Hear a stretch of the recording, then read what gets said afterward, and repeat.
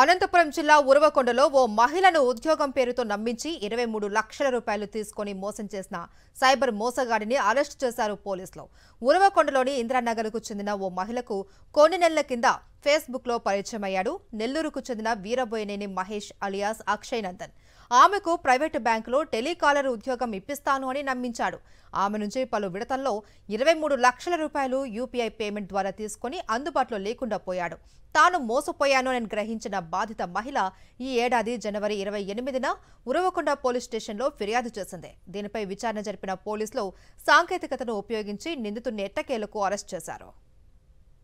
అతను అరెస్ట్ చేసిన తర్వాత అతని యొక్క ఒరిజినల్ పేరు వచ్చి ఆమెకు అక్షయ్ నందన్ అని చెప్పాడు. కానీ అతని యొక్క ఒరిజినల్ పేరు వీరబోయిన మహేష్. అతన్ని నెల్లూరు పట్టణము.